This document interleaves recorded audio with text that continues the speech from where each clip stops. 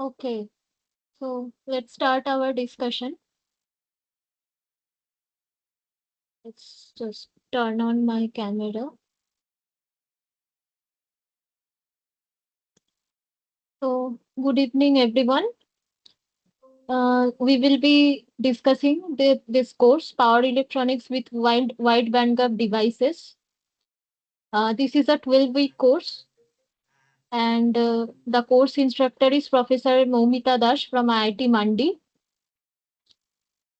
So, I am the teaching assistant for this course. So I will be mainly solving the problems regarding the topics discussed in the course in each week, basically. But also I would try to discuss a little bit about the topics discussed, just to give you a brief summary and to make so that you can like whenever I will be discussing the problems, you can understand easily. And if you don't understand any at any point, you can interrupt me and ask me, right? So yeah, I am Chondrima and I am pursuing PhD in IIT Delhi. Yeah, so this is week one. Okay. Hello, Baba. Sorry, anybody is having any question? මං free course එකකට මේව වුණා. ඒකේ අදාළ දාලා තියෙනවා මේකක් තියෙනවා කියලා. Uh, Excuse me. So like, could you please just turn off your mic? Do you have any question, or otherwise I will start the discussion.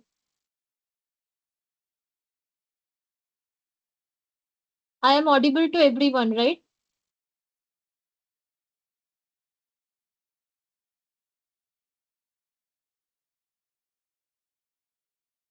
Yes, ma'am. Okay. So in the first week, there is just the introduction to wide bandgap devices. What are the devices, semiconductor devices that we call wide bandgap, and why? Then briefly we have discussed the device characterization, static characterization, junction capacitance characterization, and lastly the fundamentals of dynamic characterization. Okay. So these are the topics covered in week one. So what are wide bandgap devices? So nowadays, if you know that power electronics, the applications are power electronics are everywhere, right? If I just want to give you one example, the most common example will be, suppose you every day you charge your phone, right? You charge your phone, you charge your laptop.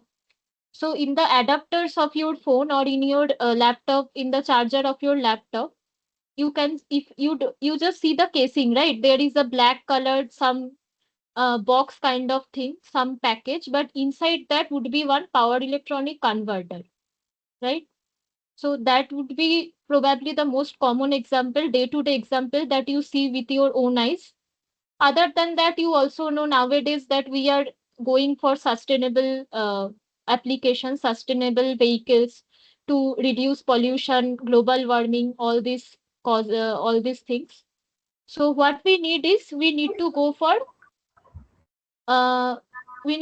for the vehicles which cause less pollution or they are not detrimental to the environment. So we are using e-vehicles, electric vehicles, right?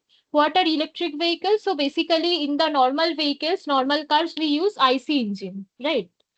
IC engines, but in electric vehicles, we have one battery, right? Battery is the source of energy in an electric vehicle.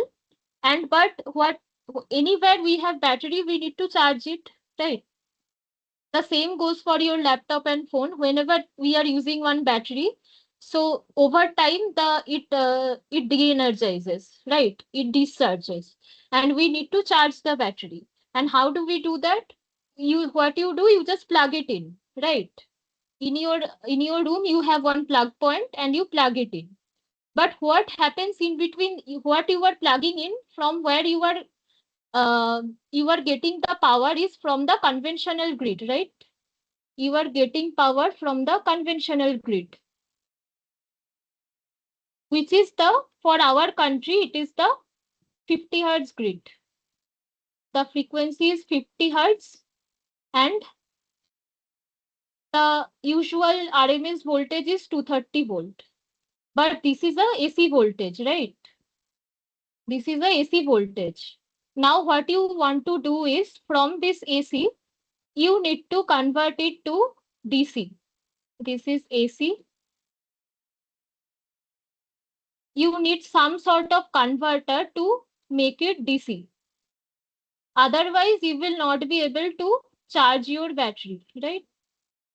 Because battery is a DC source. So what you will do, you will use one power electronic converter in between, right? So this is the interfacing point between the grid and the battery. So this will be your power electronic converter. Here, there are some applications which are listed here. So firstly, if you can see, the first thing is the domestic applications, the lighting and everything, that is very common. Then the, I just told you, this phone, laptop chargers. Then data centers. So nowadays we use like there is cloud storage, right? We save all our data. We have like very large data, we store it in cloud, right? There are data centers. So for data centers also we need DC-DC converters. First from grid we need a AC-DC converter, then a DC-DC converter.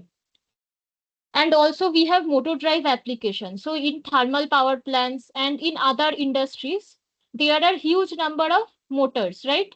There is a induction motor. Then for the power generation, we have synchronous motor, right? So there also for the motor drive, we need to have this AC-DC converter and followed by a DC-AC converter, right?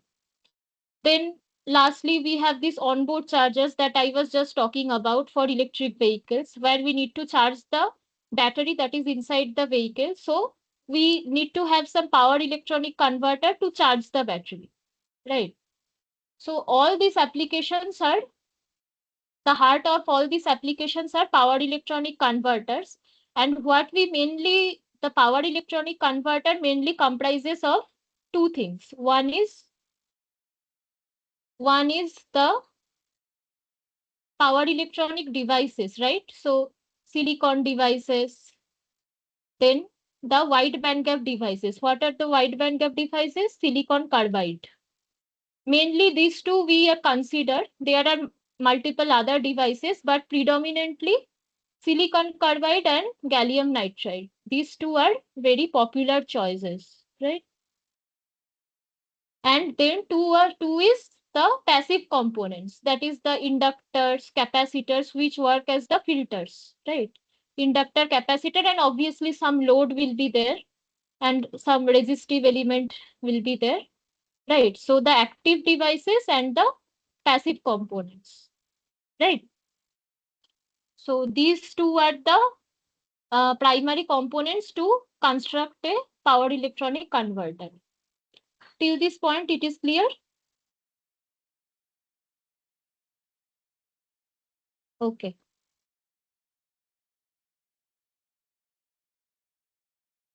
So, ma'am, This, MOSFET yeah, comes under these capacitors, right? These passive components. MOSFET? Yeah. For example, MOSFET. No, MOSFET is an active device, right? MOSFET is an active device.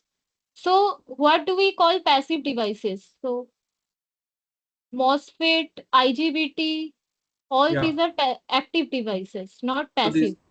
okay. So this directly convert. Okay. Yeah. This into AC into DC. Yeah. Okay. So yeah, so there are multiple devices. So I hope you have like some basic, you have covered basic electrical and basic power electronics, right? Like, do you Yes, have ma'am. any? Yeah, yeah.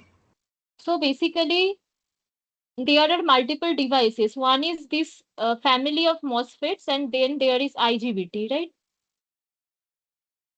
So what we do is when we are talking about a power electronic converter, what we do, we switch on and off the devices. Okay, I will go into that. Just wait a bit. Yeah, so this is basically a very specific kind of application for electric vehicle. So here all the possible applications have been provided here in this diagram. First, you have the AC grid that I just told you, the AC grid.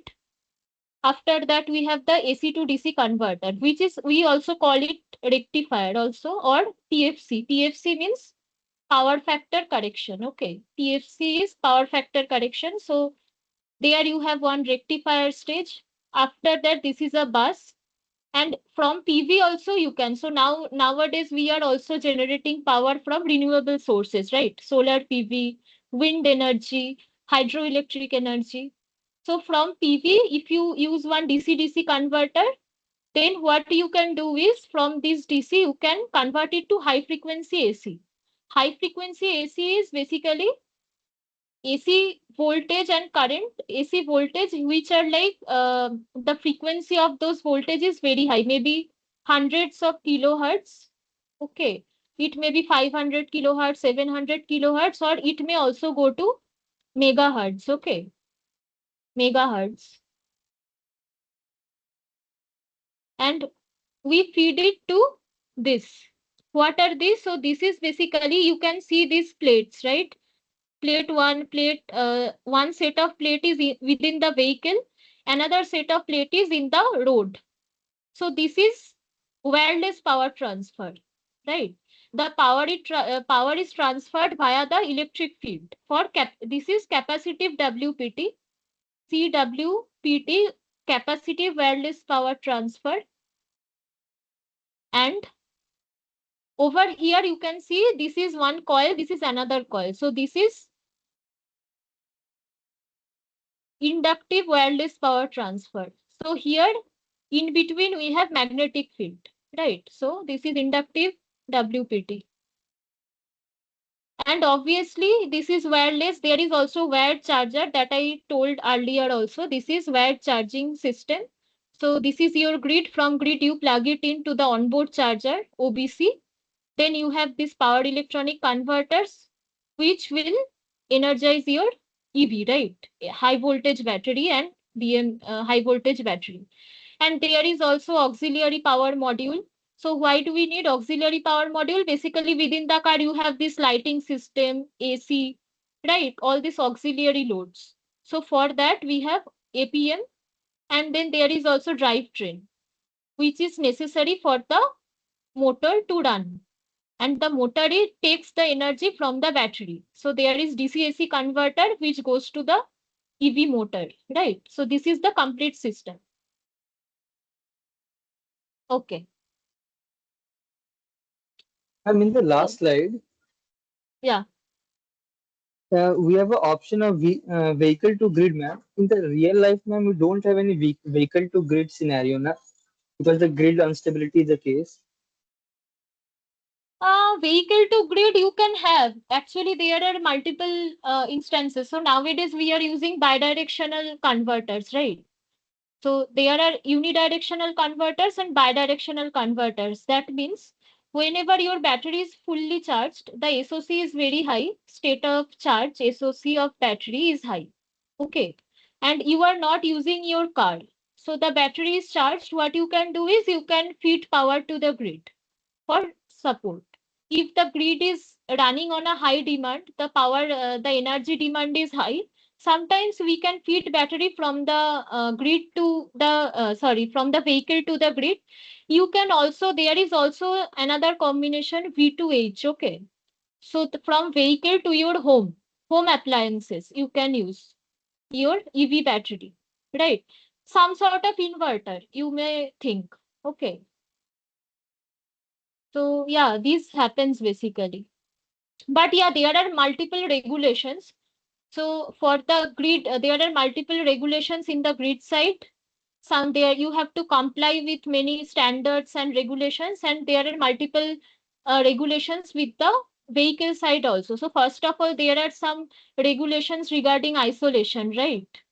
So most of the time you will see the EV converters are isolated converters, because there are, like, I don't want to go right now because we will be diverting from our topic, but uh, so the isolation is basically required because there are some concepts called leakage current, touch current.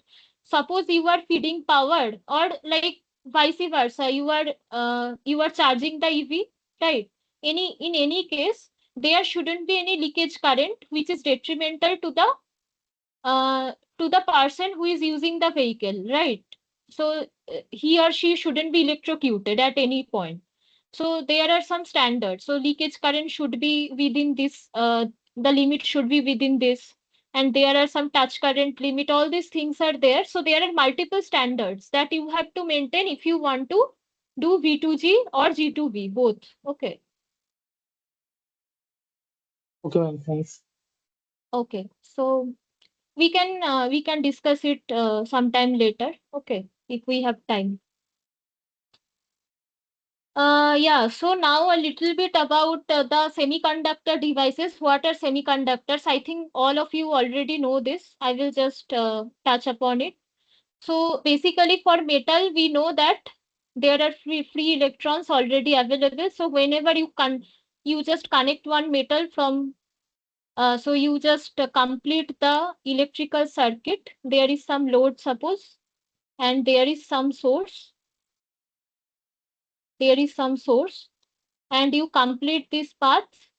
Readily the current starts flowing, right? So these are metallic conductors. You don't need to provide any external energy. And semiconductor comes somewhere between this metal and the insulator. Insulator is just the opposite of metal, so there is a huge energy gap between the valence band and conduction band. So no matter how much energy you provide, it will never conduct. So it will always act as insulator. It will not conduct current. And semiconductor comes in between. So uh, there is slight gap in the energy. If you provide some external stimuli, externally you provide some energy, this gap is bridge the we can read, like the gap is removed, and it starts conducting as a metal. It can conduct current. Okay. And the moment you withdraw this energy, it will again act as insulator. So it can act both as metallic conductor or as insulator. Okay, so this stands in between metal and insulator. This we all know. Okay, so now let's just start discussing about switches. Okay. Now I know now what is the motivation behind studying this subject that I will discuss. That what we will be studying. We will be studying uh, specifically about the device operation, the dynamic operation. Okay, how they turn on, how they turn off. Okay, we all know that what semiconductors do. Sometimes they are off, sometimes they are on. But what is the mechanism behind that we will be studying in this subject, and why that is important to study, that I will also explain. Okay. So what is an ideal switch? The ideal switch, there are two states, obviously, off and on. And what is on state? Voltage drop across the switch is zero, and ideally it can carry infinite amount of current. Okay. So whenever you turn it on, the voltage drop across the device is zero. There is no voltage drop, and it can carry any amount of current that you feed through this circuit. Okay, that is an ideal switch. What is off state? The current is absolutely zero. There is no leakage current. Current through the device will be zero, and it can withstand infinite voltage across it. So when it is off, any voltage you give, it can block it. Okay, it can block. And another thing is that the turn on and turn off time is zero. So whenever you turn it on, it can immediately turn on and start conducting current, and whenever you turn off, it can immediately turn off in zero time. Okay. But obviously in a practical scenario that doesn't happen. So all this condition, all this criteria we told, that zero voltage drop, infinite amount of current, infinite amount of voltage withstanding capability, all this doesn't, obviously doesn't happen, don't happen. Okay. And the turn on and turn off time is not zero. It takes some definite time to turn on and turn off. Okay. So suppose for understanding, we just let's just take one example. Okay. Of a of some simple converter. Okay, just one switch maybe. So suppose here we have 100 volt, and here we want to convert 100 volt to 50 volt, right? What is the simplest thing we can do? We can use one resistive divider, right? So you just, there is 10 ohm and 10 ohm, and if you just tap it here across this resistance, you will get 50 volt, right? Because here the drop across this resistor will be 50 volt, and the drop across this resistor will again be 50 volt, right? So this is the simplest solution. But we don't go for this. Why? Because first of all, while while converting 100 volt to 50 volt, you are unnecessarily adding one resistor, which causes a huge loss, right? So if you just calculate the current here, what is the current? 100 by 20, right? So the current is 5 ampere, and in this resistor, what is the loss? The loss is, power loss is I square R. So 25 times 10, which is 250, right? 250 watt. So this 250 watt you are losing for nothing. You are not using this is just loss, right? So only the efficiency is 50%, because you are tapping the voltage here. What is your output? Your output is 50 volt, and current is 5 ampere. So again 250 watt. So from input you are drawing 500 watt, and output you are getting 250 watt. Just 50% efficiency for nothing. So instead what we can do, we can use one switch here, right? Suppose S. And what we can do, we can turn on and off this switch, right? For 50% duty. So this, the duration for which the switch is on, that is duty cycle with respect to the total time period. You can understand this is a periodic cycle, right? This is a periodic waveform. This is the total time period, and the switch is on for 50% duration. So here the duty cycle is 0.5, right? Half. The duty cycle is half.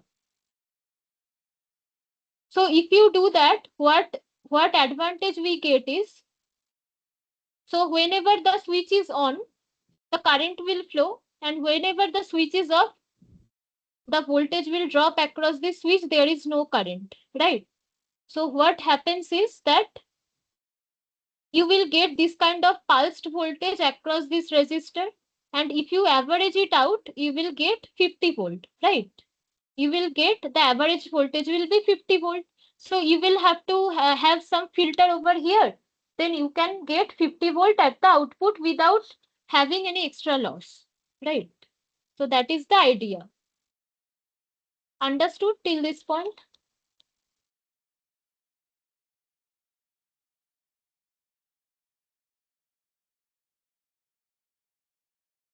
Yes, ma'am. Okay. So you can now, we are just representing the switch like this, but this could be our semiconductor device, right? This is our semiconductor device. So this is a classic buck converter. You all know buck converter, right?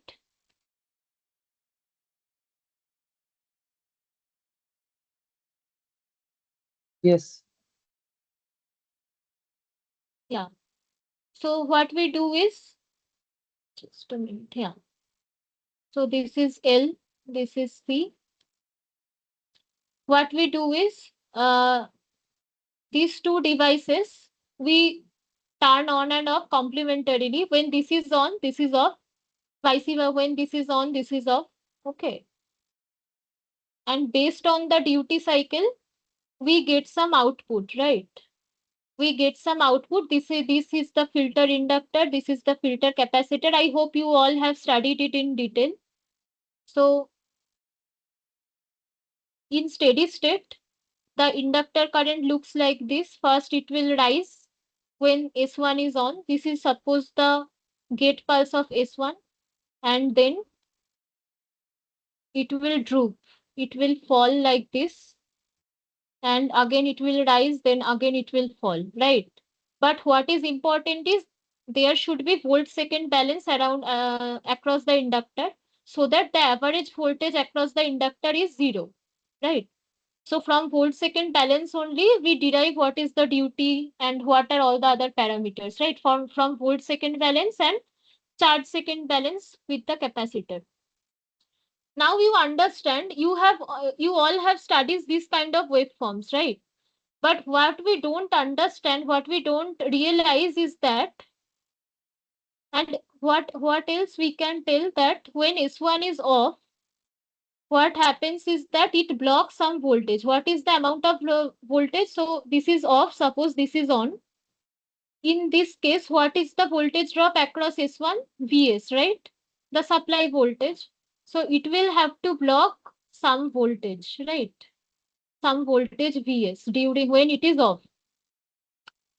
But we draw it like this, but what we don't understand is that the waveforms are not exactly this simple.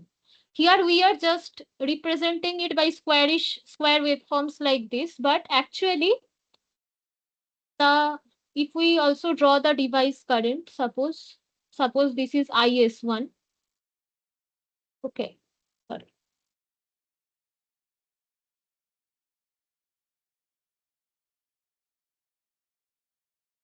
Uh, this is IS1, suppose. Okay. Here it carries the inductor current in this point, right? In this portion.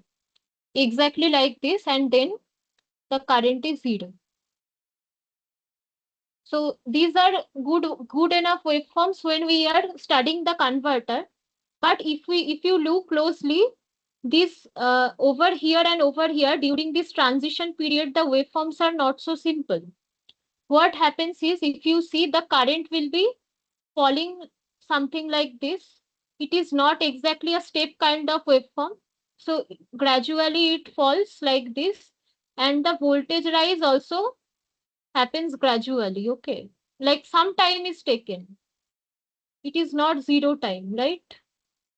So this is the some overlapping period is there when the current falls to zero and the voltage rises to this DC bus voltage.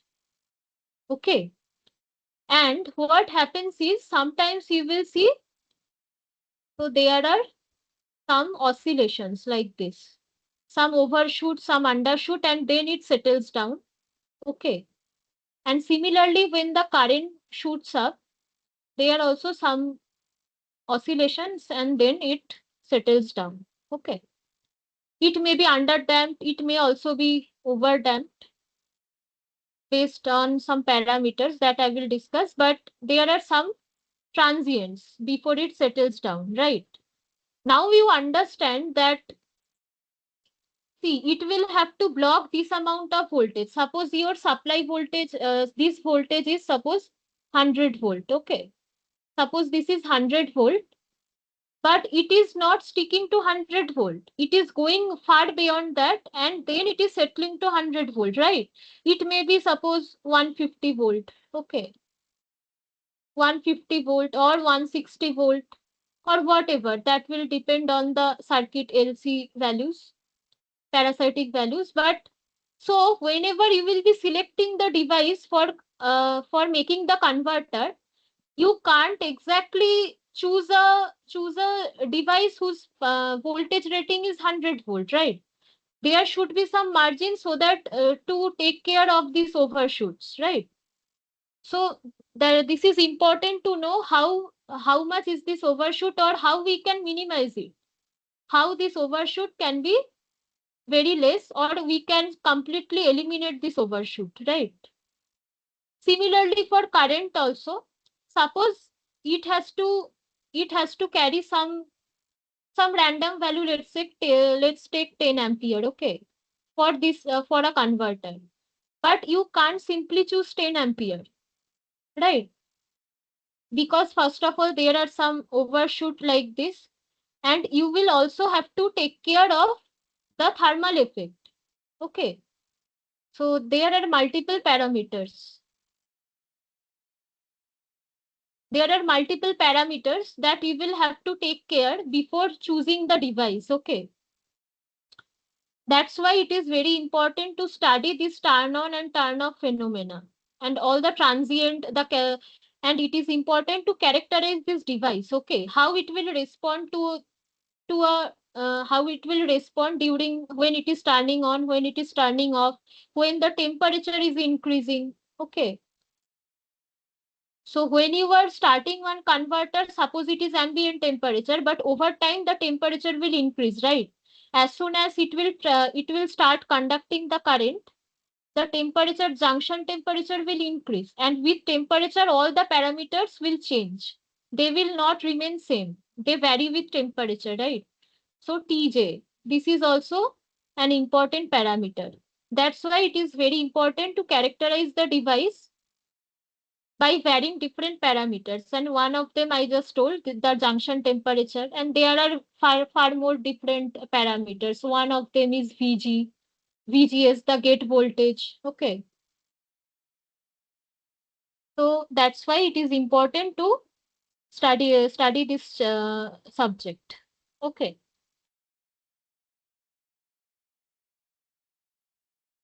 Okay. So yeah. These are some of the devices. The actually when we buy the devices, they will look like this. Okay. Hmm. So this is one GaN devices, gallium nitride device. Okay. This is surface mount package. Okay. Why it is surface mount, I will tell. This is SiC, silicon carbide devices from onsemi. This is called TO247 TO247 4. Why 4? Because it has Four, four four legs. pins are there. Yeah, right. So it has four legs. You can see, suppose this is 1, then 2, 3, 4. Okay. What are the terminals? So can any of you tell what are the terminals in a SiC or in GaN? Gate, drain, source, and another is an, I guess, in thermal pin. So yeah, so there are obviously there is drain. This number 1, which is a slight apart from these three. So this is drain. Okay. Then we have the source. Okay. We also call it power source terminal.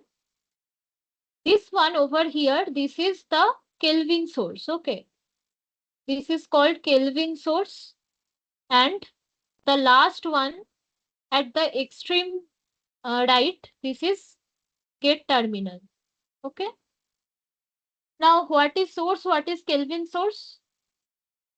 You see that Kelvin source is closer to gate than source, right?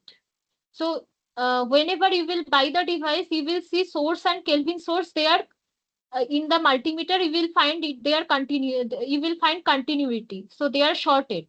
Okay. Then why to give another additional terminal for Kelvin source? Because so if this is your device, suppose.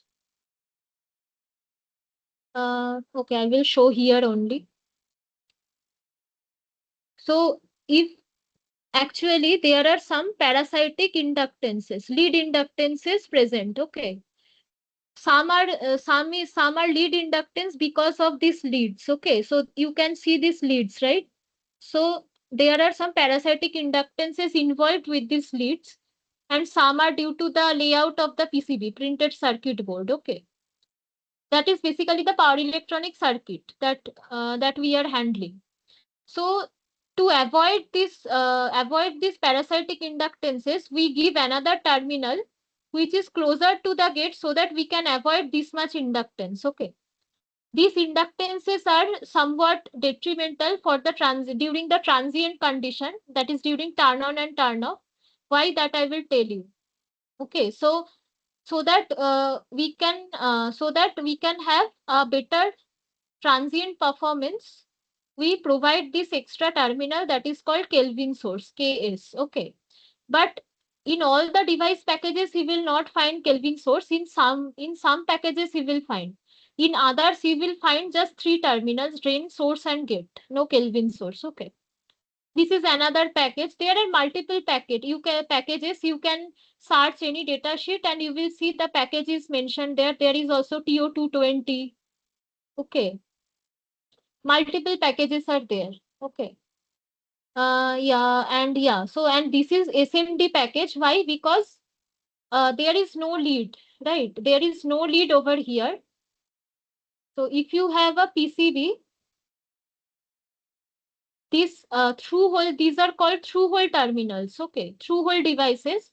So whenever you will design the PCB, you will see the footprint is like this. For TO247 package, suppose I am saying, so there will be four holes like this, and around this there will be copper ports like this. Okay, there will be copper ports for the connection. And what will happen is that this device, you will place the device and the leads will like they will go through the PCB and it will be protruded like this on the other end of the PCB. You understood, right? So the device will be like this. So this is the PCB and the leads will go through the PCB and they will end in the other side of the PCB. That's why they are called through hole. But on the other side, the SMD devices will be on one side of PCB. So they will be shouldered like this on the PCB, right? So these are the portions you will solder directly on the PCB. There is no through hole portion, right? So these are the two different packages, like two different type of devices. Okay.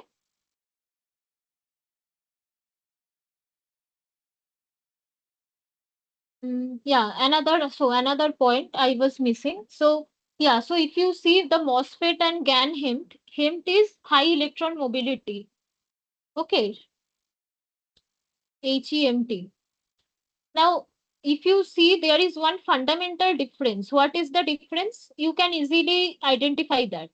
For GaN HEMT, there is no inherent body diode. Okay, but for MOSFET, there is one inherent body diode.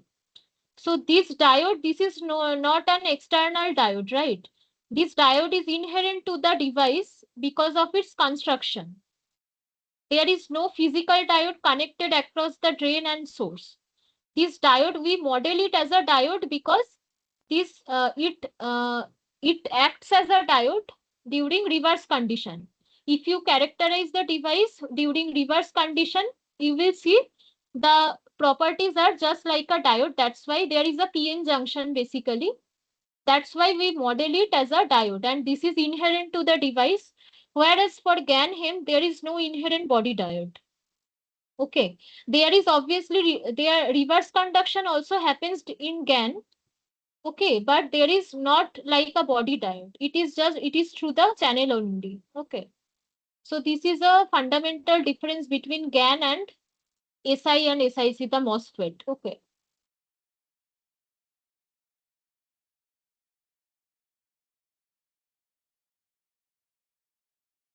Yeah, so this is a double pulse test setup. I will not explain double pulse test completely. Okay, I will, but the point is whenever we characterize one device, so in a device datasheet, you will see multiple data. Okay, the current ratings, voltage ratings at different operating points, the gate to source voltage, the device capacitance. Okay, everything we will get. How do we get those values? We get those values by characterizing the device, and we characterize it via double pulse test. Okay, so there is one there. This is a half bridge. So this is one device. This is another device. This is DUT, device under test, and we will characterize this device. Suppose, and for the other device there will be one inductor across it, and we will be we will be giving negative gate to source voltage, so that this device is always off. Okay, this device is always off, and this device we will characterize by giving it two pulses. That's why this is called double pulse test. We give two pulses. Okay, so in this portion, at the end of the first pulse, we see the turn off we do the turn off characterization, and the beginning of the second pulse we do the turn on characterization. Okay, okay, so I will explain it later in some in the later sessions. Okay, so yeah, I think this much was about the theory portion. Mm, and I have just there are some data sheets I have attached here just to show you. Okay, so yeah, see, this is a 650 volt 20 ampere SI MOSFET, silicon MOSFET, and this is 21 ampere silicon carbide MOSFET. The voltage ratings are same, 650 volt, 650 volt, and current ratings are also comparable, 20 ampere, 21 ampere, same only. Okay. Now let's see what are the differences. This is the characterize. So in datasheet, in any datasheet, you take any random switch, you will get a few plots like this, and one of them, a very important plot, is RDS on versus temperature, junction temperature. Okay, what is RDS on? Do you know what is RDS on? The resistance between drain and source during the on condition. Right. So whenever the device is on, whenever the MOSFET is on, whenever the MOSFET is on, so after the transients are over, we can model the device just like a resistor, and this resistance is RDS on. Okay, so at that time, ideally the voltage across the switch will not be zero when it is conducting current. The voltage across the device will be ID times RDS on, right? ID times RDS on, that is the drop across the device. And the interesting part is that RDS on is not a fixed value. It depends on the junction temperature. Okay, the junction of the device. Whenever I am talking about junction temperature, the junction of the device, there will be PN junctions, right? So there are, you have seen what is the physical structure. In the device physics, you may refer. So there are some P plus, N plus region, some substrate, everything. Okay, and at last there are metallic ends. So drain, source, from where we take out the leads. Okay, so if this is RDS on in ohm, so you can see from -50 to 150 degree, RDS on varies like this. Okay, RDS on varies like this, and this is for the SI MOSFET, and this is for the silicon carbide one. Okay, and for two different currents, this is 14 ampere, this is 6.7 ampere. This is also for two different loads, 98%, and this is typical. So for two different load points, they have shown the RDS on variation. Okay. So so you can understand that whenever you are starting the converter, suppose the ambient temperature is 25 degrees, so you will have to consider the RDS on whatever is at 25 degrees. Suppose this is some slightly higher than 0.15, suppose 0.16 or something. But over time, if you are running the converter for a significant amount of time, it will increase, right? It will increase gradually as the junction temperature of the device increases. The device will heat up, right? And as it starts conducting, some heat dissipation will be there, and RDS1 will also increase gradually, okay, like this. Next thing is, so these are the reverse recovery time. What is this associated with? The reverse recovery time? We know the reverse recovery time, we associate it with a diode. So we saw that there is an inherent body diode with the MOSFET. This reverse recovery time is to characterize the body diode. Okay. You can see there is a huge difference. For a transient, this is a huge difference. This is 310 nanosecond, the reverse recovery time. Whereas for SiC, it is 13 nanosecond. Right. So you see how different they are. Then reverse recovery charge, where this is 4 microcoulomb, this is just 35 nanocoulomb. So you see how different they are. This is the peak reverse recovery current, 25 ampere. This is 6 ampere.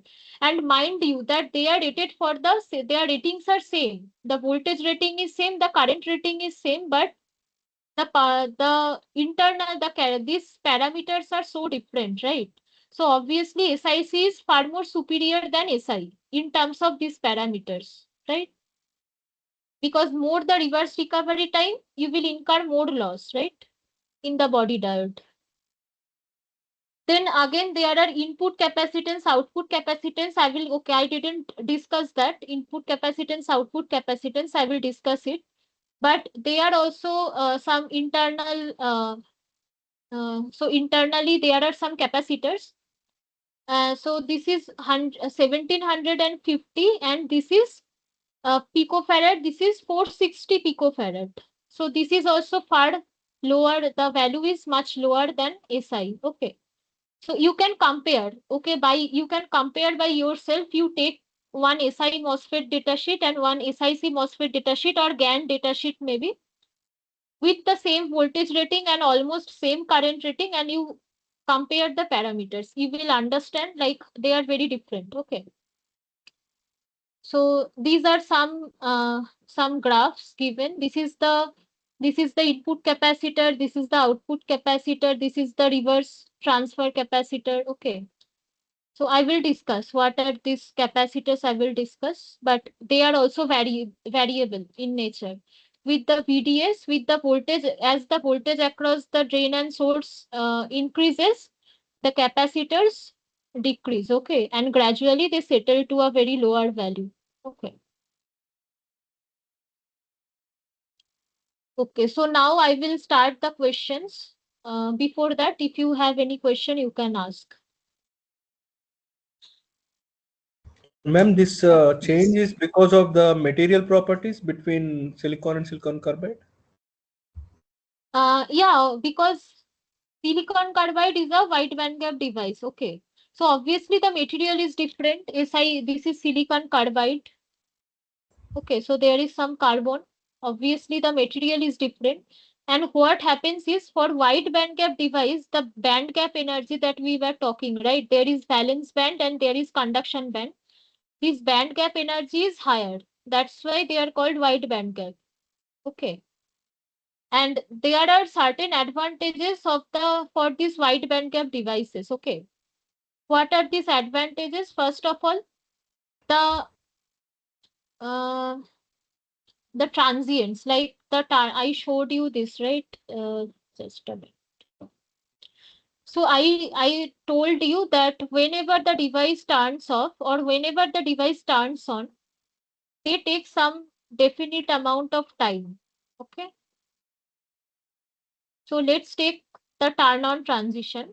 So earlier the device current was zero. Just it is not exactly zero, but let's say for sake of simplification, we take the earlier the current was zero and it will have to rise to some IL current, right? IL current. What is this IL? IL is this inductor current, because now the device will have to take the entire, suppose this is turning off and this is turning on. Now this device will carry the entire inductor current as this is turning off. So it will have to rise to IL value. Okay. So this we call the rise time. Okay. From this zero current to this current, it will rise. This is called the rise time. And the voltage will simultaneously fall. There are multiple stages of this. Okay, this is a very simplified diagram. I will discuss it later when we will be discussing the double pulse test and everything, but this is a very simplified diagram. There are multiple stages of turn on and turn off. Like in this stage there are multiple uh, nuances that I will tell you later, but just for now you see this is the voltage and this is the current. Okay. Yeah, could you just turn off your mic? Okay, thanks. So yeah, so the voltage is dropping and the current is rising. Okay. Now you see this, there is some overlap between the voltage and current, you can see, right? And this causes some power loss, which we call the switching loss. You are aware of switching loss, right? You have heard this term, switching loss. Yes, ma'am. Yeah. So there are two types of loss in a power semiconductor device. One is conduction loss that happens whenever the device is conducting some current. Okay, when this is on and it is in steady state. And there is also switching loss due to this overlap between voltage and current. And you can understand, the more this overlap, the more loss we will incur. If the overlap is for longer time, then we will be having more loss, right? Then the loss increases. And we don't want that, because in that case, the device temperature will rise.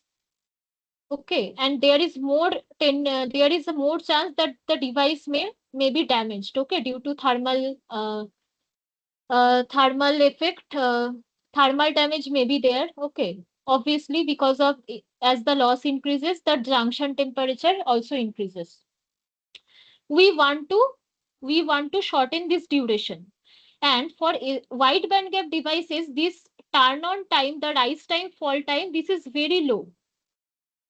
This turn on and turn off time is very low compared to SI devices. Okay, SI MOSFETs. That's why they give superior performance in terms of loss, and also, and as this and due to this lower turn on and turn off time, what happens is that you can go to higher powers. Okay, you can go to higher power because the thermal effect will be lower. The temperature rise will not be that much as a like silicon, because of this lower overlap time. That's why SiC and GaN, their performance is much superior compared to silicon. From here also you can see, I told you the reverse recovery time of the body diode, it is 310 nanosecond, whereas this is 13 nanosecond. So the diode will be off in a much lower time than SI, right? So the power loss is very low in SiC and GaN. Okay. And you can also go for very high frequency operation. Okay. For SI, there is a limitation on the operating frequency, but for SiC and GaN, you can operate them at higher switching frequencies, because they are because they can act much faster. Okay. That's why they are superior. And okay, that we were talking about the capacitances, right? How they are linked. I will discuss that in the question. Okay. Okay. So let's discuss the first Ma'am, question. Yeah. ma'am, I have a question. In a recent interview I was attending, the Hmm. interviewer asked me like if a SIC has a like it opens at switch 0 to 15 is the required threshold voltage required to turn on the MOSFET, SIC MOSFET. Hmm. And if I am applying 10 volt, whether the Hmm. MOSFET will on or not turn on. Okay, yeah. Okay. So basically you are saying about the gate voltage, right? So 15 volt is the हाँ VGS that is required. हाँ, And and if we we are instead of supplying 15 only 10 volt, volt. if we provide 10 volt, what will happen? Right? Okay. So Yes. I think it's better if I just show you some data sheet. In that way, it will be better to make you understand. Okay. Just a minute.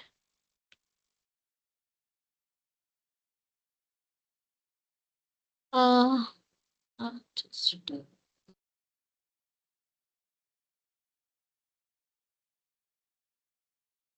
move speed. Suppose C with speed from with speed I can show you some device maybe.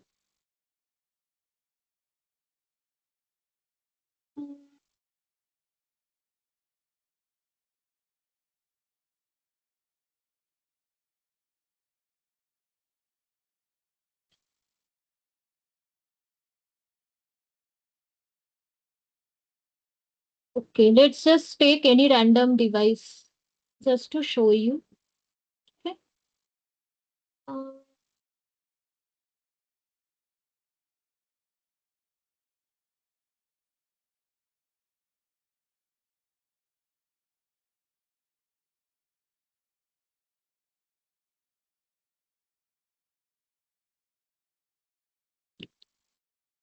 mm, this one suppose.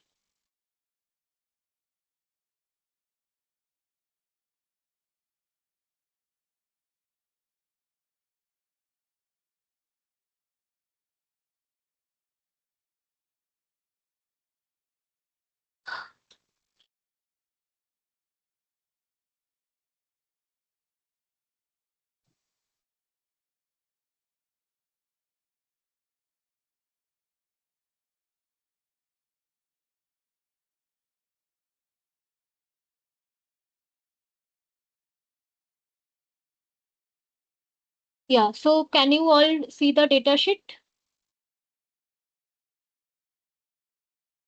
Yes, ma'am. Yeah. This is a silicon carbide discrete MOSFET. Okay. Discrete means this is a one single MOSFET. There are modules also. You can check Wolf Speed site. There are multiple websites. You can see OnSemi is one of them, Wolf Speed, Infineon. They are manufacturers of semiconductor devices. Okay. You can check it. So yeah. So we were discussing about the gate to source voltage. If you can see here, there are some ratings. You see maximum gate to source voltage for this one is -8 and +19. So whenever you want to turn it on, maximum voltage that you can get give is +19. Beyond that, the device will be damaged. And when you want to turn it off, you can either give 0, but usually what we do, we give some negative voltage to avoid false turn on of the device, right? So that I can discuss later, but anyway this is the maximum voltage. And then you see there are also operational gate to source voltage, so this is the ideal value you should give. These are the maximum ratings, but this is the ideal value. You should give 15 and -4. But that does not mean when you are giving 10 volt it will not operate. It will definitely be operational. Okay, the device will be on, but the device resistance, the RDS on value will be more. Okay, and the current will also be, will not be that much. Okay, because you are not giving 15 volt. I will show you why by showing you the graphs. Okay, there are graphs, multiple graphs, you can check them if you get time. Some you can check. See there, these are the static characteristics. Okay, the VDS versus IDS. And you see they have provided multiple gate voltages. So this is at VGS equal to 7 volt. You see it is still carrying current, right? You can see. But the current is low. Can you see it? The current is low. Only till 25 volt it can carry, right? But if you see, as we are increasing the gate voltage at 9 volt, the current is slightly higher. Then at 11 volt, it can reach up to this point. And at 15 volt, it can reach up to this point and the VDS drop is much lower.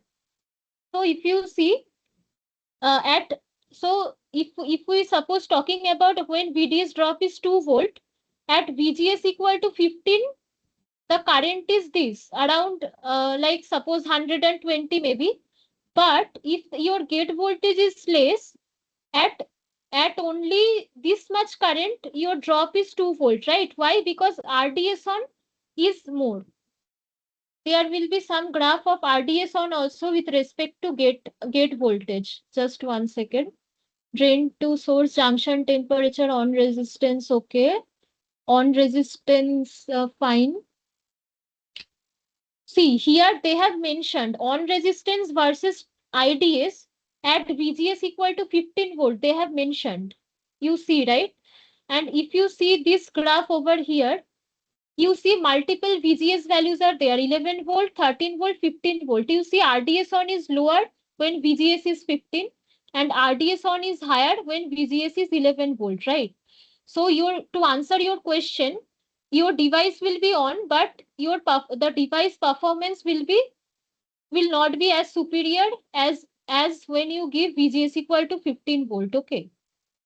Ideally the device turns on as your threshold volt you exceed the threshold voltage, okay. If you see over here the threshold voltage, see the gate threshold voltage is typically 2.3 volt.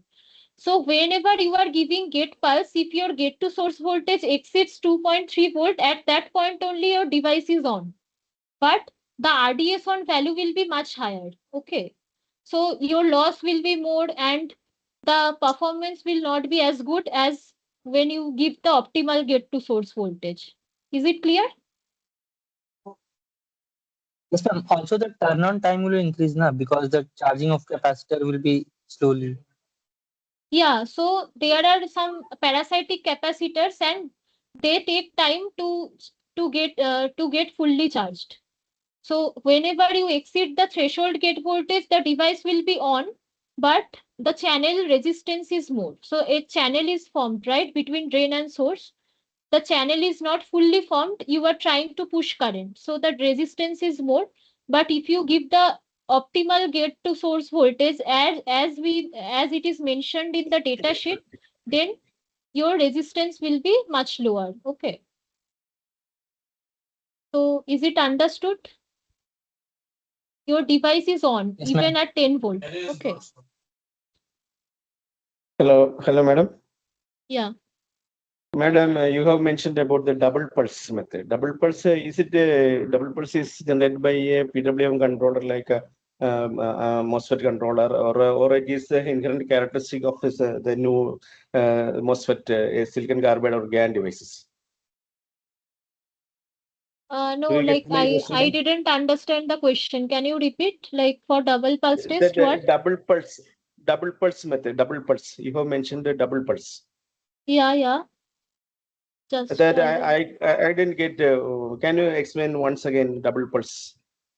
Yeah, actually, I didn't explain it fully because I Uh, think today we didn't cover it. So I didn't see in the course did ma'am cover double pulse test in the first week? Did you not see the madam. lectures?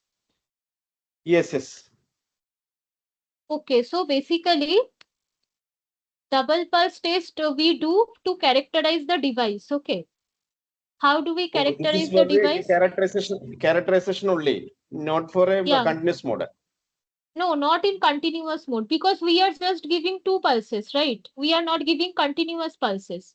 You understand the mechanism. So you don't right now you don't consider all these inductances. Okay. So they are parasitic inductances. Right now you just consider a very simple circuit. So there are two devices, suppose. There are two devices and uh, so there is some DC bus inductance, something like this. And you are giving some DC voltage over here, VDC. Okay. And for the top device, across the top device we Madam, have one inductor, and here this is our device under test, this bottom device, suppose S2 we name it, and we are giving pulse to this device. Okay. Madam, excuse me, madam. The displayed thing is the double pulse test that is shown in the screen, not what you are describing. Yeah, this is the double pulse test setup. So it will look like this. Okay. So you will have one half bridge. There will be two devices, and the inductor will be like this. So what happens is, what will happen? You double pulse test, from the name itself, you can understand we will give two pulses, right? Right. To this device, to S2, right? So this is pulse 1, which usually is of a much longer duration so that the current builds up. And then the second pulse is having slightly lower duration than the first pulse. Okay, this is pulse 1, this is pulse 2. Fine. So what happens is that, what happens, so you give the first pulse, okay? You give the first pulse. What is the current path? Current will flow via this inductor because this switch is always off. Current will flow via this inductor to this device, okay? This device. What will happen? The inductor current, if you are giving, this is the pulse, okay? The inductor current, initially, this switch was having the total voltage, it was blocking, right? The whole DC link voltage. Now that it is on, it will conduct current, so the voltage will be appearing across the inductor, right?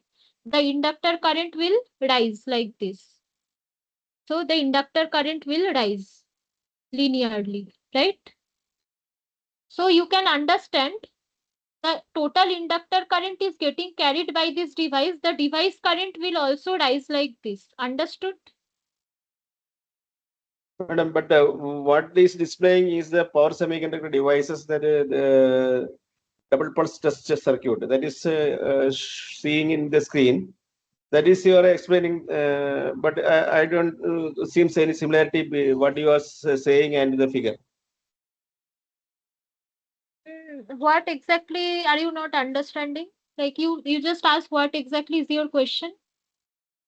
Yes, madam. I understood about this. I get clarified with my question that your answer.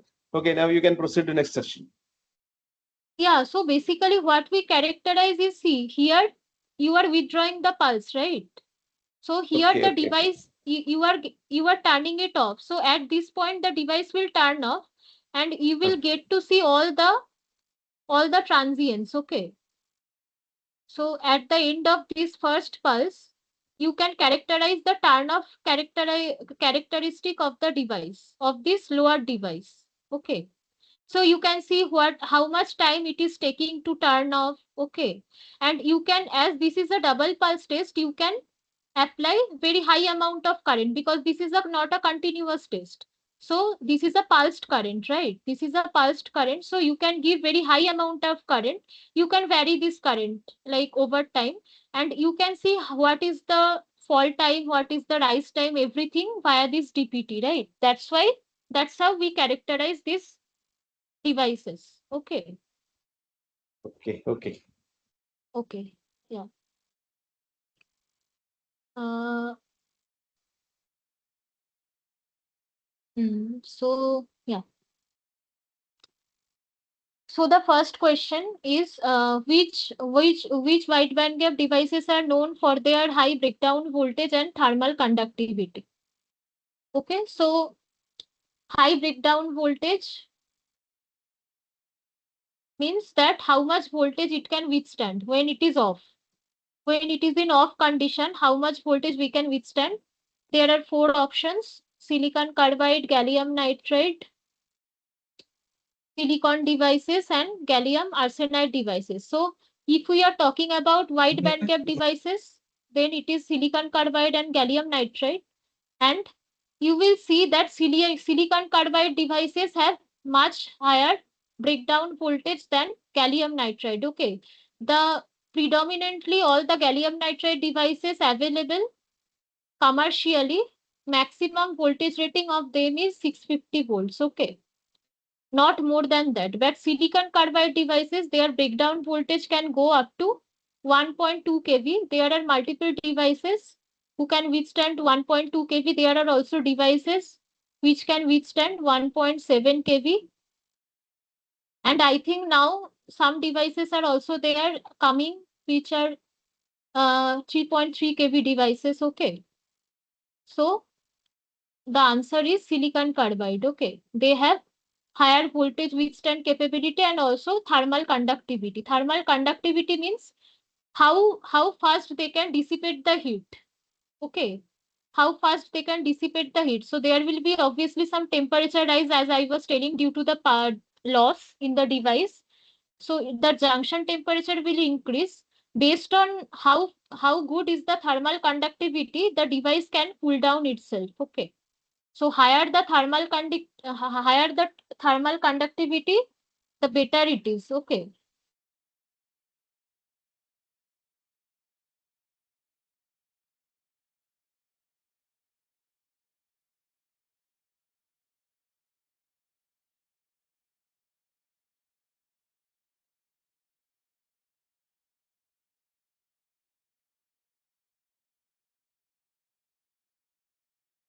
Okay, I think the connection was interrupted. Is my screen visible? Yes, ma'am. Yes, visible. Okay, okay. So you understood, right? I was telling about the thermal conductivity of the device. So the higher the thermal conductivity, it is better, because in that case the device will be cooled faster. Okay, it can dissipate heat faster. Fine. Okay, so the next question is which characteristic makes wide bandgap semiconductors particularly suitable for high frequency applications? So I told you earlier that the turn on and turn off time, okay, the switching speed is much faster for wide bandgap devices compared to usual silicon MOSFETs, right? In that case, which characteristic makes them particularly suitable for high frequency applications? So what is the reason they are so fast? What is the reason wide Faster carrier. bandgap devices can Faster, turn on and turn off faster? Tell. faster carrier mobility. Right. This is the answer. Because of this reason only, they can be on and off faster. Okay, because the speed carrier mobility is faster compared to a silicon. Lower breakdown voltages, no, obviously. Slower switching speed, definitely no. Higher thermal resistance, no. This is the answer. Okay. Next question. What aspect of thermal management poses a challenge in the design of converters with wide bandgap devices? So can you say the answer? Which one is the correct answer?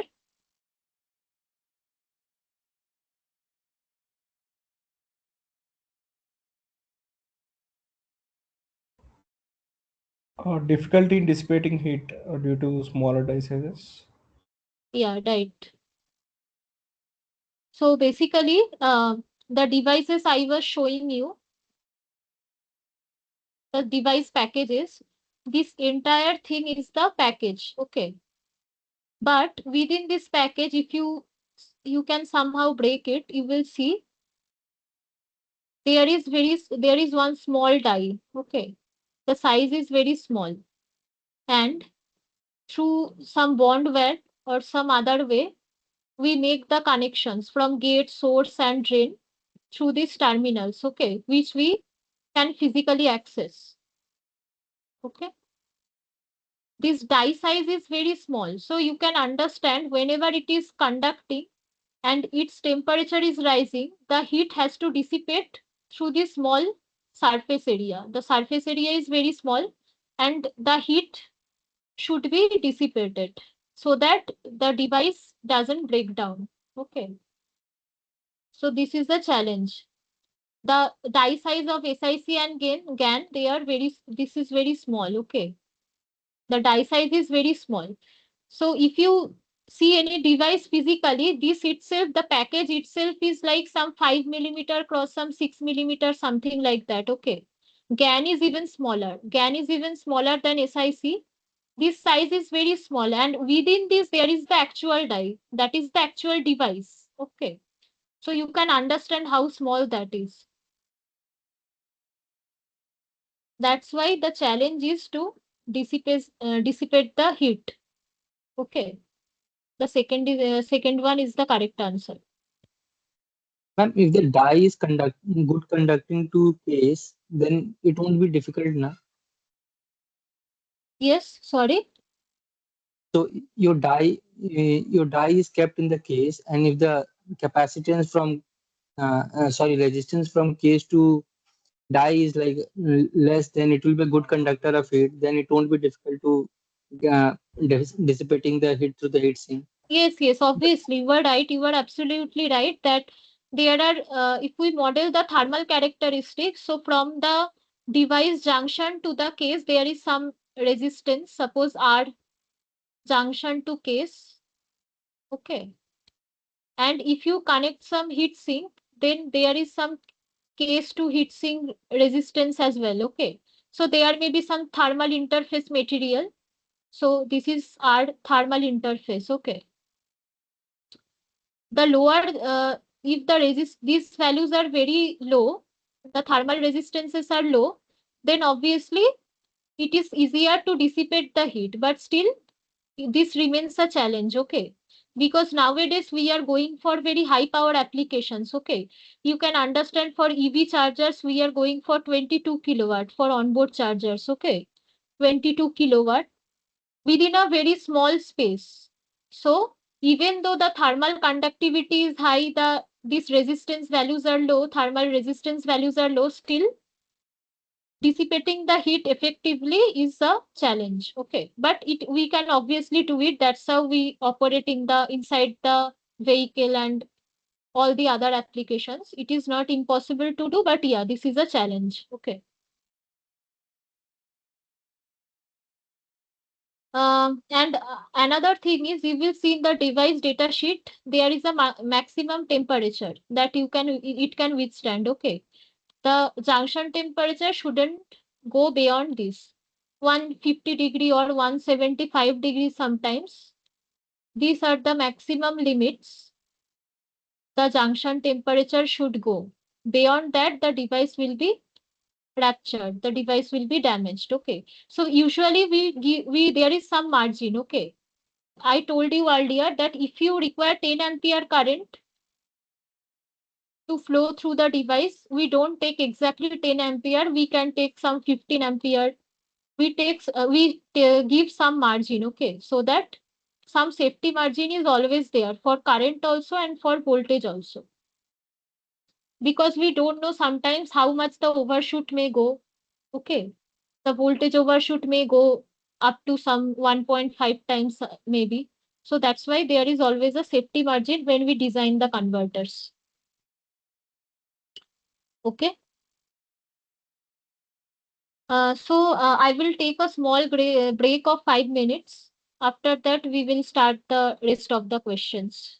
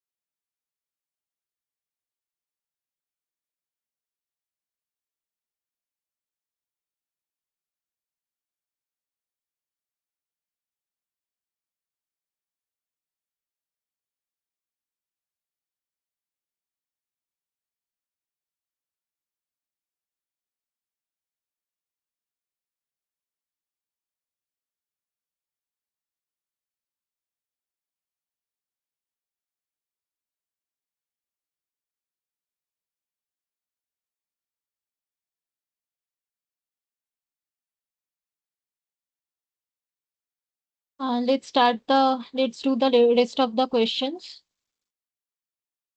Do you have any questions from our earlier discussion?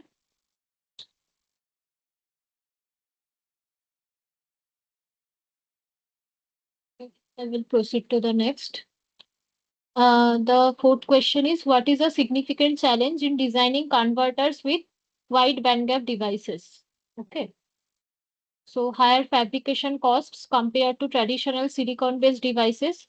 This was true initially when the SiC or GaN technologies were completely new. At that time, obviously, the cost was higher, but nowadays their cost is not very different from normal SI devices. So no, this is not a significant challenge. Limited availability of wide bandgap materials. No, this is also not true. Reduced thermal conductivity leading to higher operating temperatures.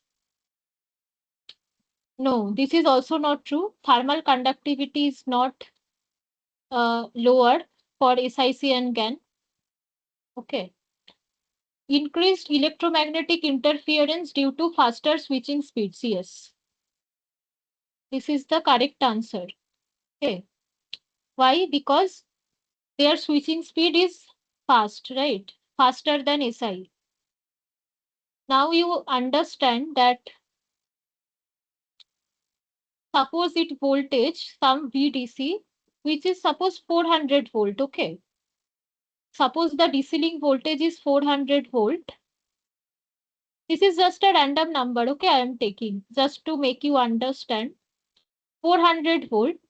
From 400 volt, it will have to drop to 0 volt, okay? Or slightly a few 1-2 volt, okay? That we can neglect. So this is the difference in voltage over a span of a few nanoseconds. You can understand the dV by dt.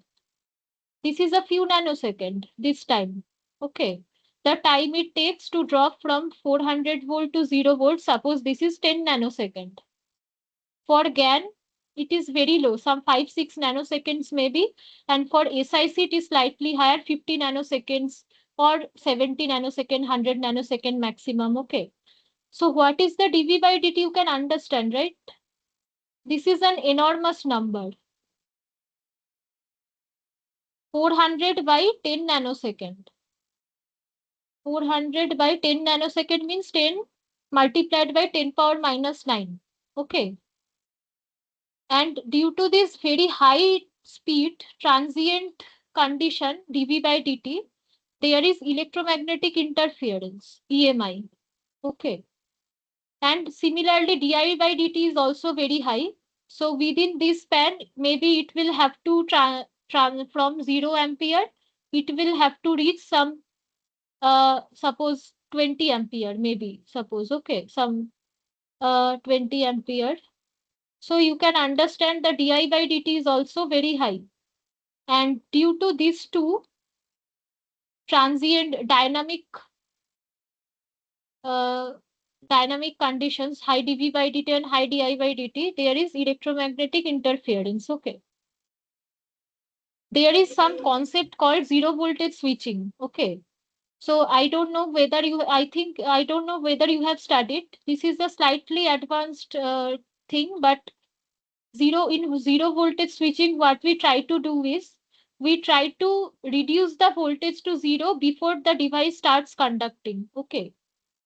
So before we even apply the gate pulse, if the voltage comes down to 0, then this problem doesn't arise. Okay. First of all, this overlap will not happen. So your switching loss is 0. So if there is no overlap between voltage and current, then you can understand there is no switching loss, right? And another thing is, if you can reduce the voltage before applying the gate pulse, then this EMI issue will also reduce, okay? Because this high dV by dt thing is not happening during a very small time, in this very small duration, okay? Anyway, that is a different topic, but yeah, so this is the problem, increased electromagnetic interference. So Madam, I have one question in this regard. yeah, Madam, our EVs, particularly the car and the new version vehicles require high power. So, what is the effect of this EMI for the passengers inside the vehicle while driving? If the EMI have any effect of or for this our passengers, Yeah, any so negative effect? specifically, if we talk about wireless power transfer now, so you will see Yes, in wireless what happens is that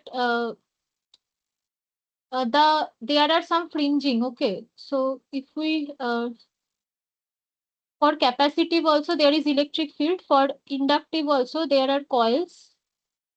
right, So some fringing is there. So you can see the field lines will be slightly bulged out, right?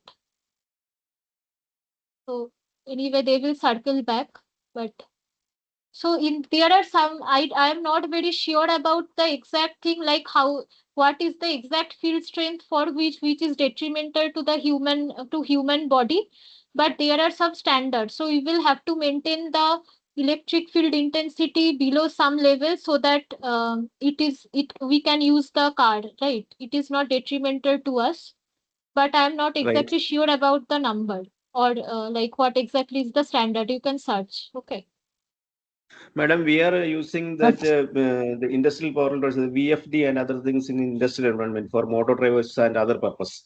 So Yeah, we yeah. are using from 17, 16, 17, we are using these devices. Then why these people are making gossip for this such that the progress of EVs in a bad image? I think this is not a is it has a scientific evidence for this human native impact of EMI?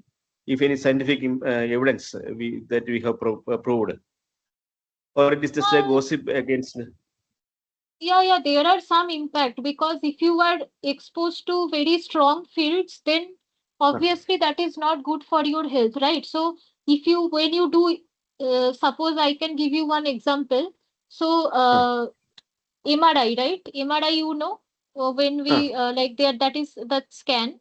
So uh, there, if you suppose if the that is one field only, right? That is some right, magnetic. So there, if the field strength is very high, then obviously the person will be like it is very detrimental to the person, right? So that's why they will. This has to be maintained in a controlled environment.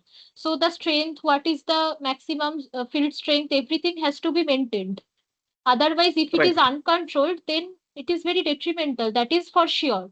That is not good for our health. But in EVs, I think if this is a commercial EV and it is in the market, then obviously before launching it, they do all these tests, the EMI test, everything like EMI EMC test. Obviously, they will have to pass.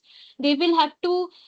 They will have to confirm. Okay, the we are exposed to some field, but that is negligible, so that will not cause any harmful effect on our body. Okay, so all For these the tests will EVs, have to be done. such things, IEC and other standards is not exist. Is it required for any compliance test before entering to the market for the such Yeah, manufacturing? obviously, definitely. So no, you can whatever EVs or whatever electronic device, your laptop, phone, whatever device you get like available commercially, before that they will have to pass all the compliance. They will have to comply to all these standards. Okay, for EMI EMC also. So there are some CISPA 22, some standards are there. Okay, for EMI EMC. So EMI is Right, electromagnetic interference and EMC is electromagnetic compatibility. So right, there are two things. So your device will may affect some other adjacent device, and your device should be like robust enough so that it doesn't get affected by the fields or like by the interferences which are appearing due to other devices. Okay, that is electromagnetic compatibility, EMC. And interference is like your device will also be like ejecting some field lines, right? Some interference that may affect some adjacent device. So that amount should also be within certain limits. You understand, right? What I'm trying to say? Yes, yes, madam. So But that some, can be prevented using the perfect shielding and the other yeah, obviously. That can be minimized. Otherwise, we will not have any product in the market at all, right?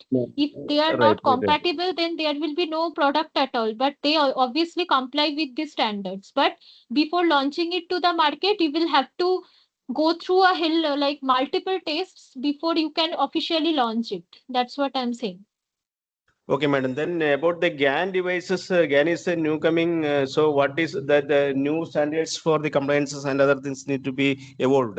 Is it not the IEC is not released the standard for the GAN devices for high frequencies? Do you get my question, madam? No, like these EMI tests are quite like they are like, I think it is not specific to, I'm not very sure about these commercial aspects, but I mean, there are some standard tests that whatever you are using, SIC, GAN, whatever device, you will have to go through these tests. Like Test. no matter what is your converter topology, no matter what device you are using, you will have to go through these tests and you will have to confirm, you will show the test results that, okay, see, my converter is the EMC standards are maintained. My interference is up to like not exceeding this limit, and it will also not get affected by the adjacent fields, adjacent interferences. It can operate properly without any disturbance. So now whenever the test results are like fine, some external party will Certified. will be evaluating your test results, and when it is okay, then only you can launch the product, right? So it Okay, doesn't madam. matter whether you are using GAN or SIC, whatever. So your product will be within a enclosure. They will not see whether you are using GAN or SIC. They will just see what are the results. Right, right. Okay. Okay. Okay, yeah. Okay.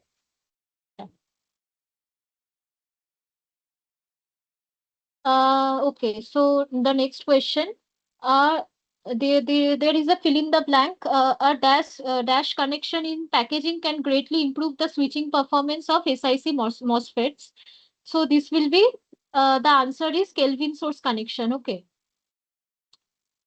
So when I explained that Kelvin source is basically one extra lead that we provide so that the distance between the actual gate terminal and the source terminal, it is less.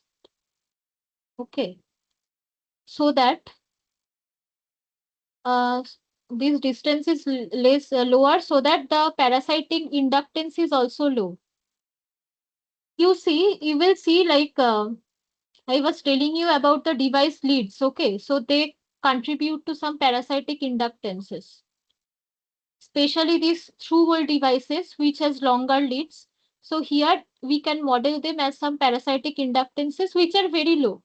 They are in the range of nanohenry. Okay. But why are they so detrimental during the transients? I will tell you. I was just telling you that the DIDT is very high, right?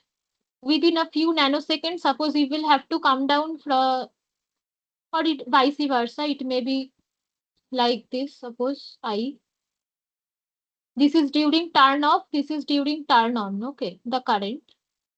So you can understand that if the DIDT is very high, then the voltage drop across the inductance is what?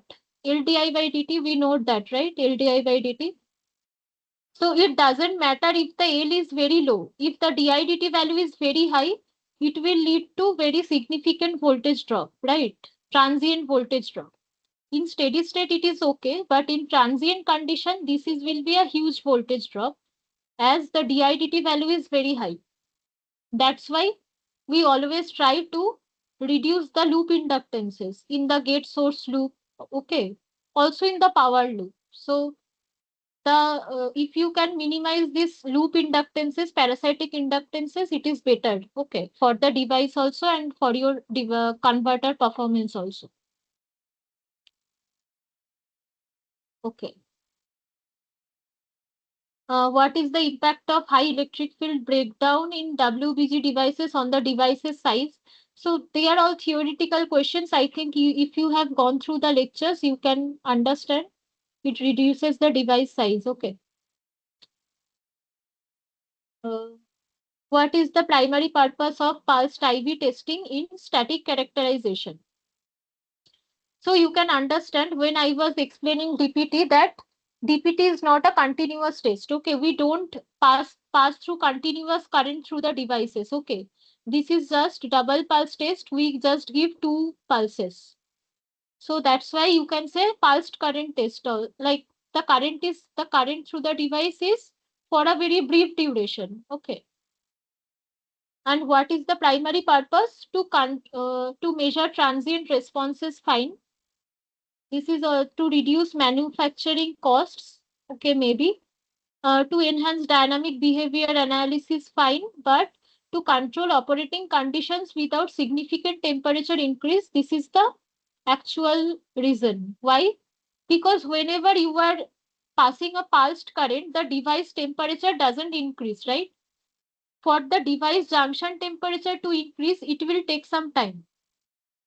If you are running a converter continuously and the device is continuously carrying current, so over time the temperature will increase, but temperature rise doesn't occur momentarily. Okay, there is some thermal time constant, tau theta suppose. Okay, and after you are running some converter for a very long time, then only your temperature will rise.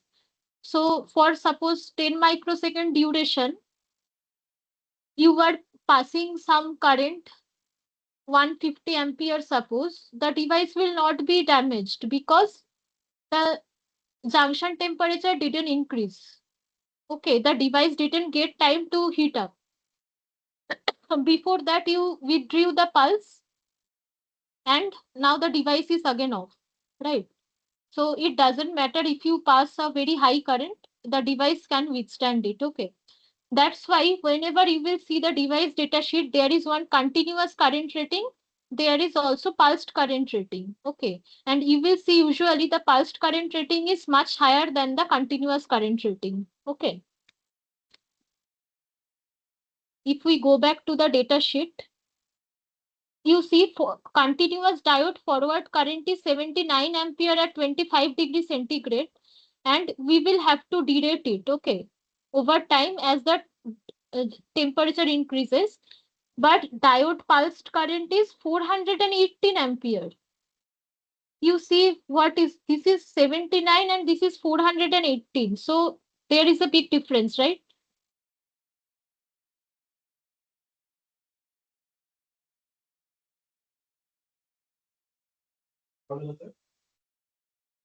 Okay, so this is the main reason to control operating conditions without significant temperature increase. Ma'am, why was VGS -4 there, ma'am, in the data sheet? Yeah, so VGS was -4 because, so ideally what we see that if you plot VGS, what we tell that it is 15 volt when we are when we want to turn it on, it is 15 volt, and we say that if we give 0 volt, then the device is off. But what happens is ideally due to this EMI issue or some other disturbances, there may be some transients here. Okay, like this, some disturbance.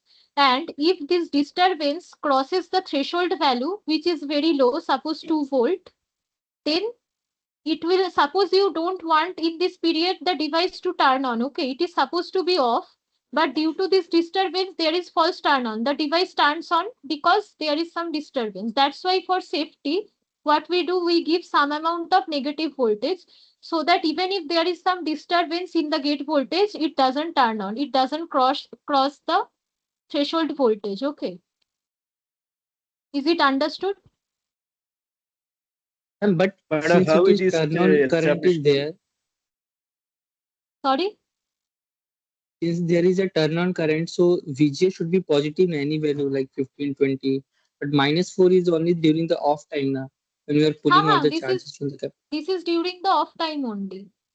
So for some time the device will be on and for some time it will be off, right? So you see for a buck converter maybe. So there is some duty, right? There is some duty cycle. So if the duty is suppose 50%, then for 50% of the time this will be on. The remaining 50% this device will be on, right? So when this is off, at that time the VGS provided to this device is minus 4 volt. And when it is on, then we will be providing 15 volt. Okay. This is just to make sure that this is on. And also if this device is on, like by mistake, it is not intentionally, but by mistake this also gets on, then what will happen? The DC bus is shorted, right? And that will be detrimental because here there is some DC voltage, some 400 volt suppose, and both of the devices are on. This is on because we want it to be on, and this is on because there are some disturbance here. When it is supposed to be off, it gets on, right? Then the DC bus is short. That's why for safety reasons, this is the main reason we give some negative voltage to it. Okay.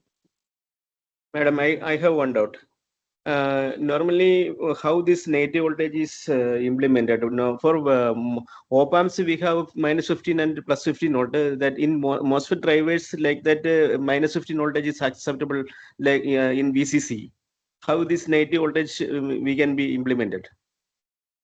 My question is, this MOSFET driver has negative voltage VCC, that is minus 10 to plus 10 or. So in your gate driver circuit, usually, there usually we can use some DC-DC converter, isolated DC-DC converter, okay? Right. So what happens is that it can produce both 15 volt and minus 4 volt or minus 5 volt, okay?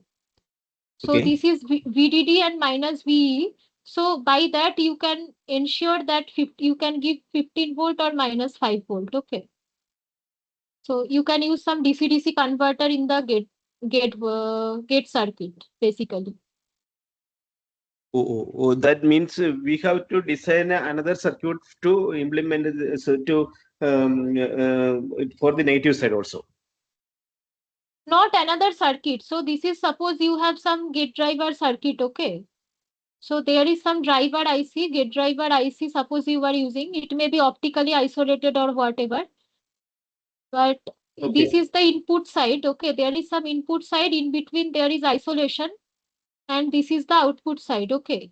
Because you will have to, so if you are using, there should be some isolation between the signal side and the power side. This side, we are, from where we get this pattern. So for what is the duration that we get from the microcontroller, right?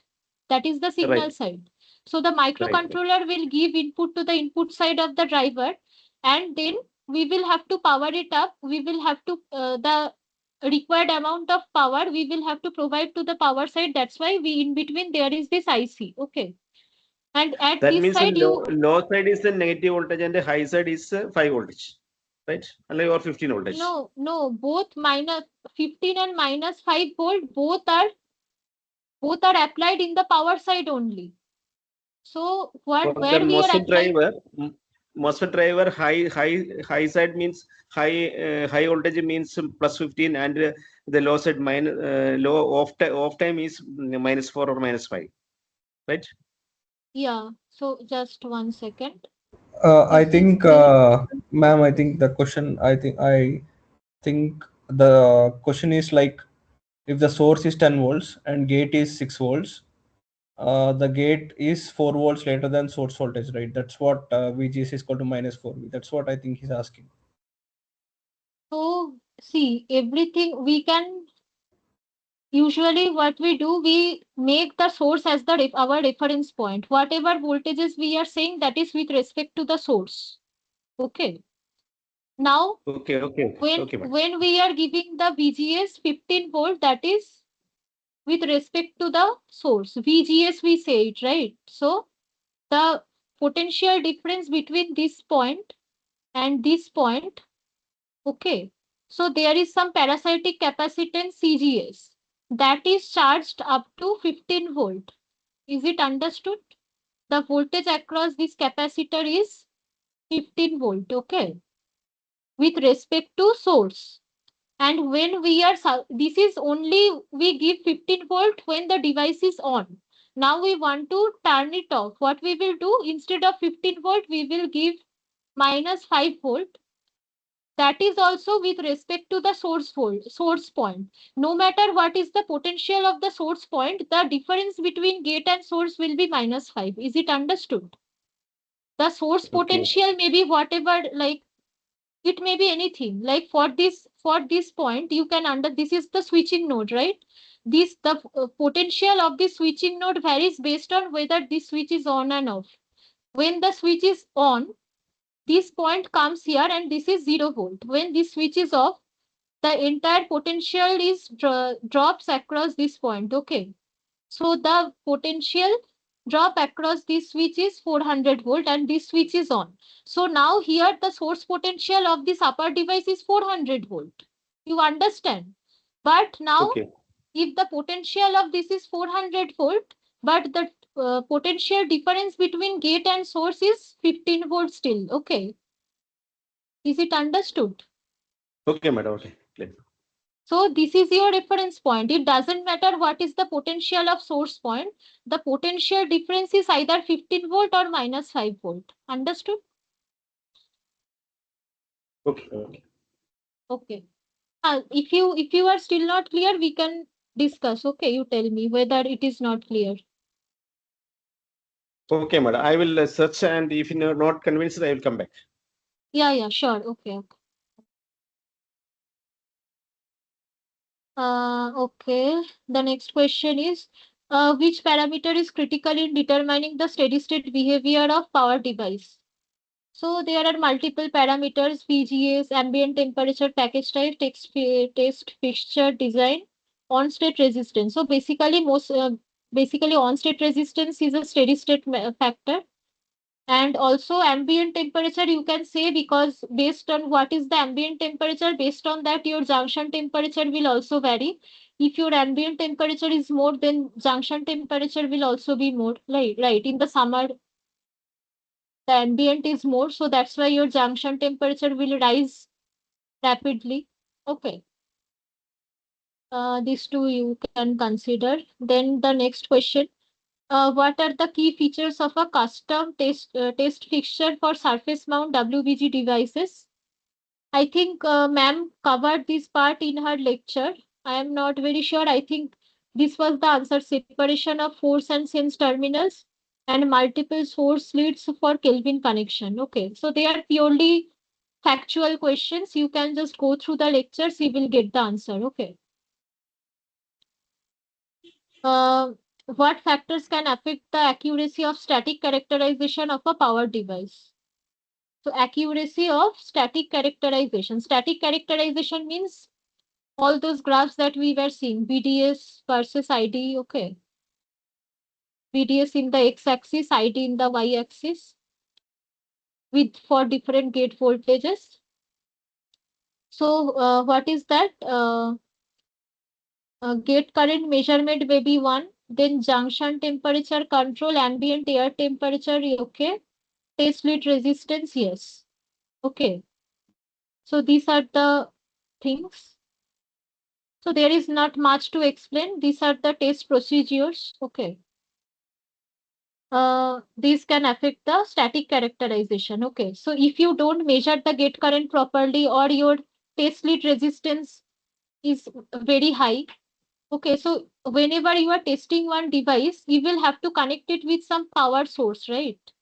And whenever you are connecting with some power source, in some PCB or via some wire, external wire, there are some parasitics involved with the wire, right? Some parasitic resistance, parasitic inductance. So those things should not be very high. If the parasitic components are very high, it will affect your characterization. Okay. So you will have to minimize these parasitic components whenever you are designing your PCB. Okay. Next question. Can be used to either heat or cool the device by controlling the ambient temperature of its surroundings. So this is a thermal chamber. Okay. This is the answer is thermal chamber.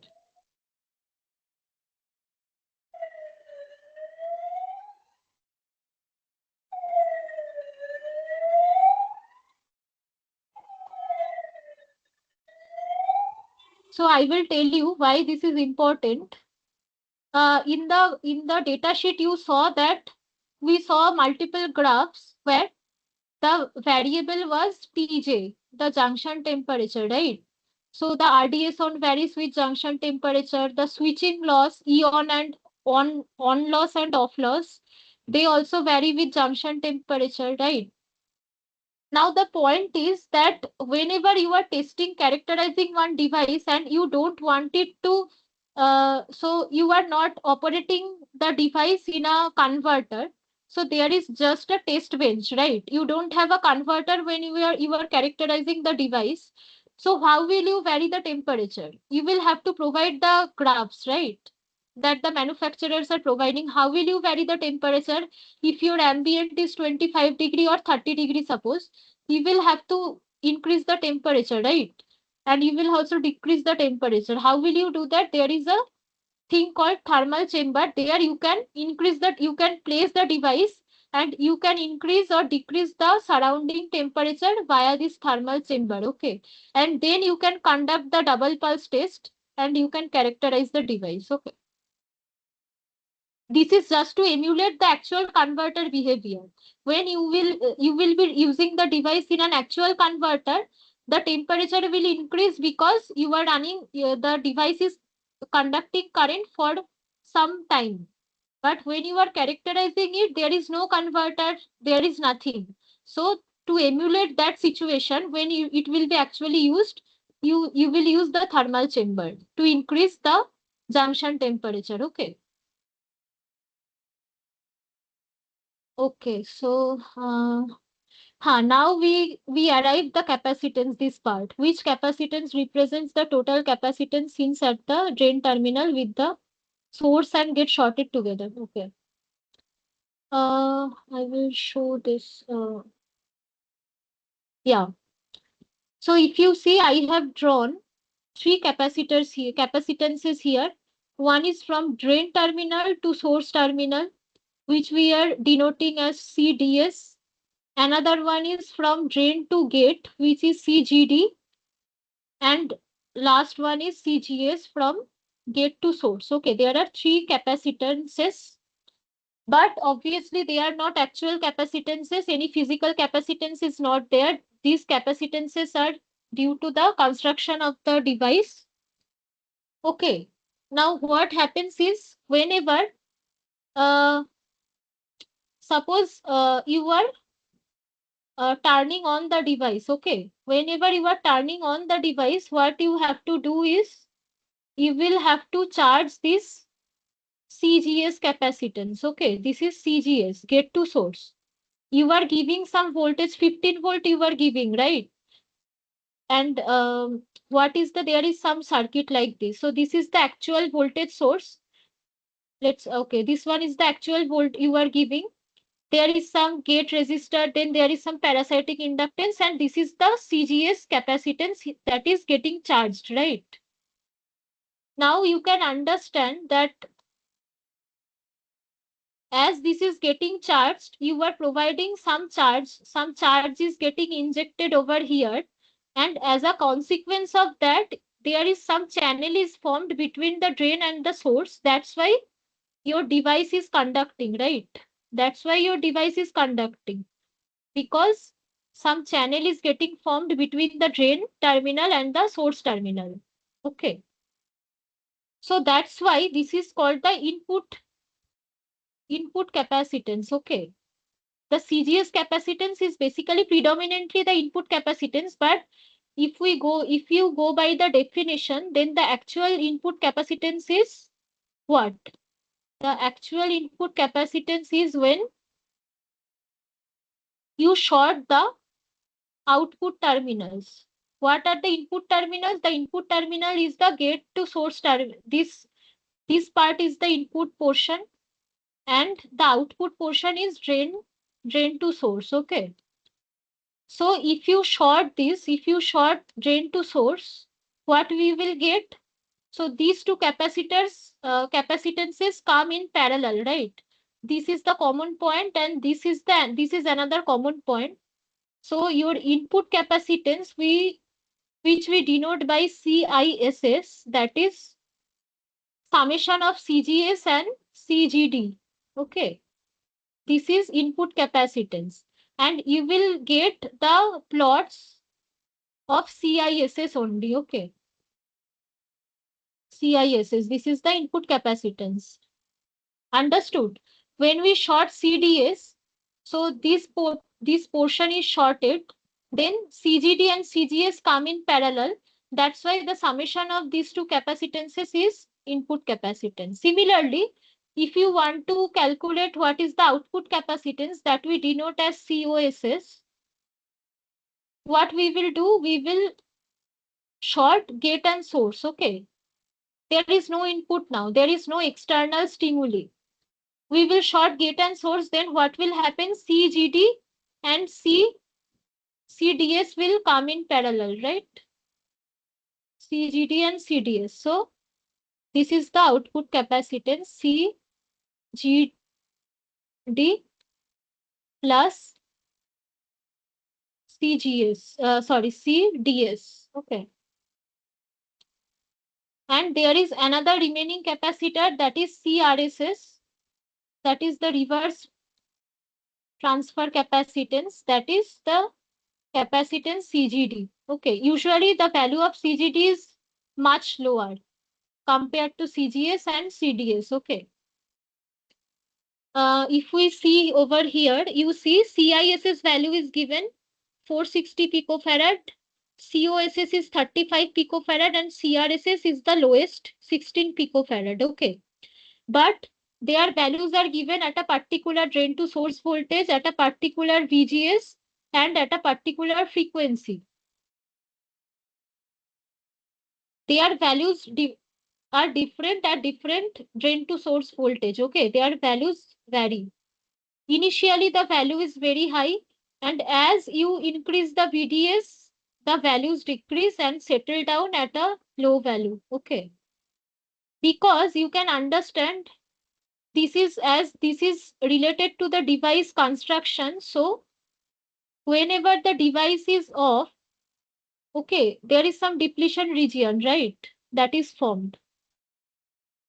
When the device is on, some channel is there, conducting channel between the drain and the source, and when it is off, there is some depletion insulation is there, and there are two metallic plates. Suppose this is the drain, this is the source, and in between there is an insulation. That's why we model them as capacitors, because capacitor is nothing but two metallic conducting plates, and in between there is some insulator, right? So as your voltage level varies, so does the depletion layer width. And that's why the capacitor value reduces as you increase the VDS value. Okay. This is not a fixed capacitance value. They vary with the VDS value, right? Anyway, so the question was, represents the total capacitance seen at the drain terminal with the source and gate shorted together. So we are basically referring to COSS, the output capacitance, right? When gate and source are shorted together. What is the capacitance between the gate and drain terminals often called? That capacitance is Miller also called capacitance. Miller capacitance. Yes, that is called Miller capacitance, and we call it Miller capacitance because it is related to a phenomena called the Miller effect. Okay, the Miller effect. So today we will not get time to explain that. I can explain it in the next class maybe, when we will discuss the turn on and turn off transients, the each stage of turn on and turn off, then we will come across this term Miller effect. Okay, from that this term came, Miller capacitance, which is CGD.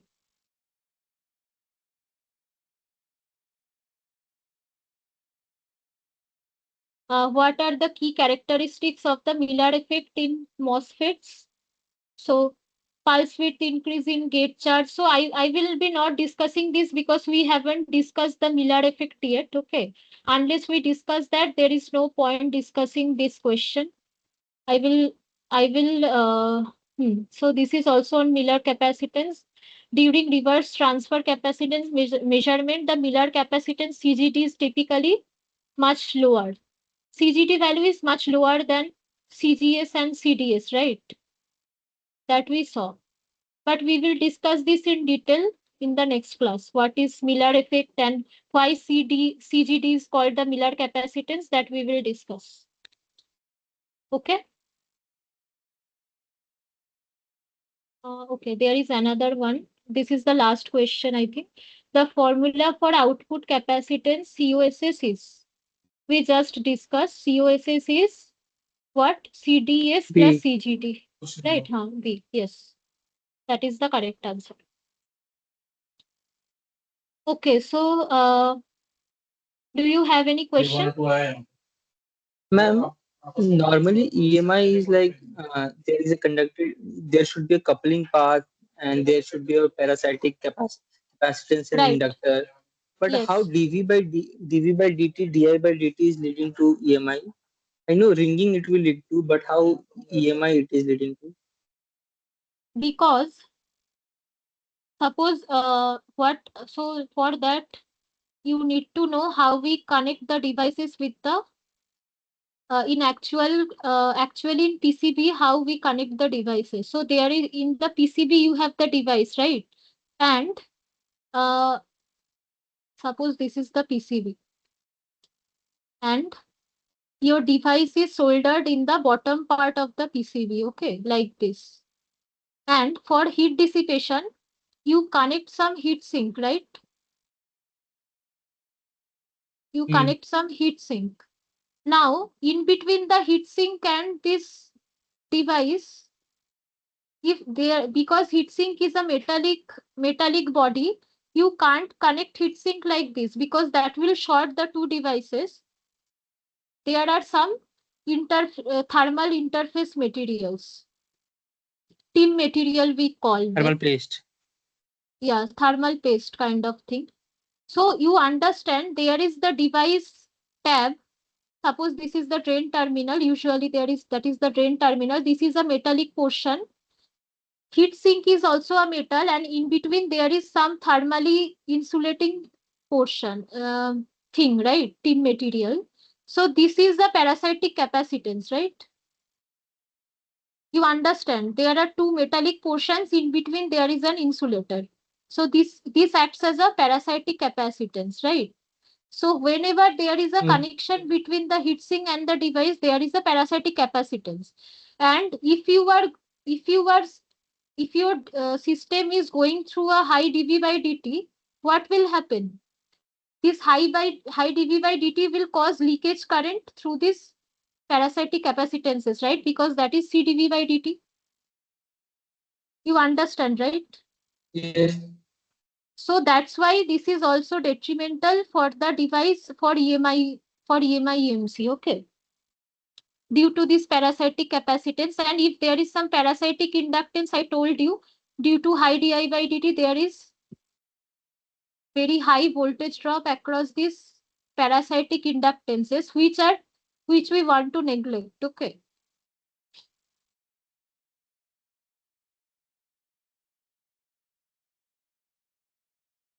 And due to that, so due to this parasitic capacitance, so you can understand there will be some field, electric field will be associated, and for the inductive elements there will be some magnetic fields associated which are not desirable.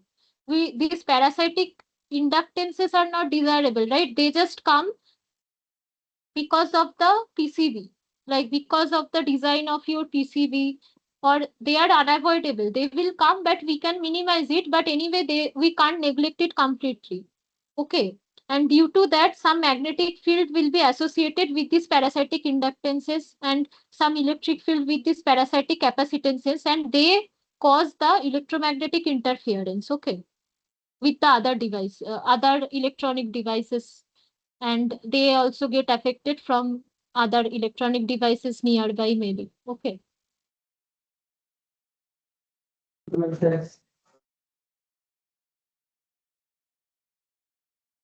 Is it understood?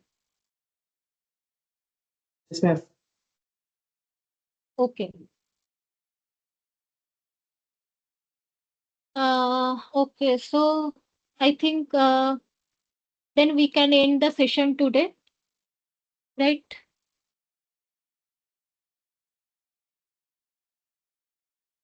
Next Okay. section probably in next Saturday, madam. Yeah, same time. Same So today is what? Today is the 25th, right? Saturday. So next, 20 next 25th. Saturday we will meet. Yeah. So the time is fixed 6 to 8, and each Saturday we will meet for 12 weeks. Okay. Okay, thank you. Thank you. Okay. Okay. Thank you for joining the session. We will meet Thank you. next week. Okay. Okay. Thank you. Thank you, ma'am.